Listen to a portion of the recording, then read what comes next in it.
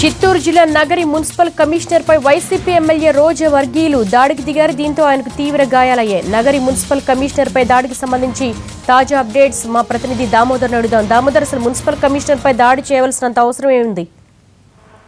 దేవి, గతంలో చాలా రోజుల క్రితం నుంచి మున్సిపల్ కమిషనర్ తో మున్సిపల్ చైర్పర్సన్ వర్గీయుల మధ్య గొడవ జరుగుతుంది. మున్సిపల్ చైర్పర్సన్ వైసీపీ వర్గానికి చెందినవాడు కావడము, టీడీపీ ప్రభుత్వం అధికారంలో వేరే పార్టీ ఉండడం వల్ల ఈ సమస్య తలెత్తిందని చెప్పవచ్చు. ముఖ్యంగా ఈ రోజు గొడవ కారణం తెలుగుదేశం మున్సిపల్ కార్యాలయాన్ని పాత ప్రభుత్వ ఆసుపత్రి కార్యాలయంలో పాత ప్రభుత్వ ఆసుపత్రి భవనంలో ఏర్పాటు చేయాలని ప్రభుత్వ అధికారులు నిర్ణయించారు. దీంతో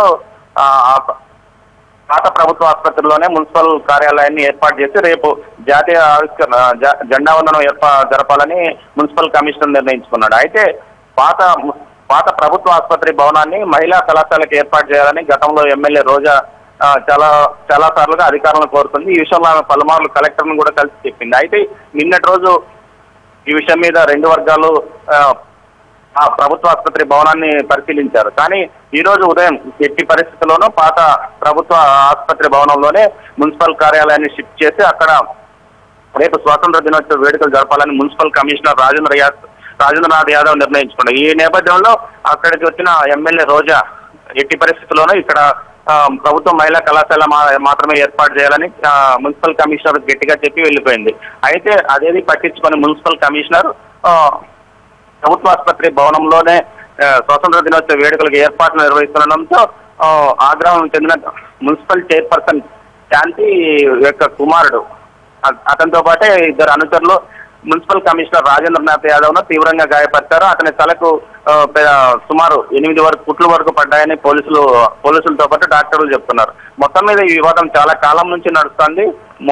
మున్సిపల్ కమిషనర్ ను బదిలీ చేయాలని చాలా మార్లు నగర ఎమ్మెల్యే రోజాతో పాటు మున్సిపల్ చైర్పర్సన్ శాంతి కూడా పలుమార్లు సీఎం వరకు ఈ విషయాన్ని తీసుకెళ్లారు. అయితే స్థానికంగా ఉన్న టీడీపీ శ్రేణులు మాత్రం ఇతనే ఉండాలని పలుమార్లు అటువైపు ఒత్తిడి తీసుకురావడంతో మొత్తం మీద ఈ వ్యవహారం గొడవగానే సాగుతుంది.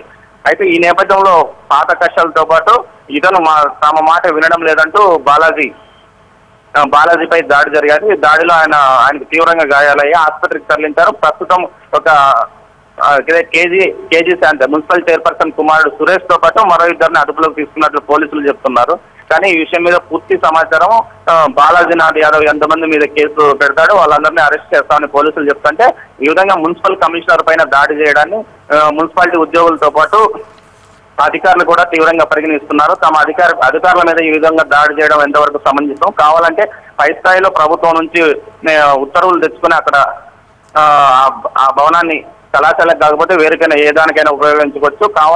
ఒక ప్రభుత్వంపై దాడి చేయడం రెండు వైపుల అధికార పార్టీ నుంచి ఒత్తిడి వచ్చినందువల్లనే అతను మున్సిపల్ కార్యాలయాన్ని పాత ప్రభుత్వ ఆసుపత్రి భవనంలో ఏర్పాటు చేయాలని నిర్ణయించుకున్నాడని వీరంటున్నారు.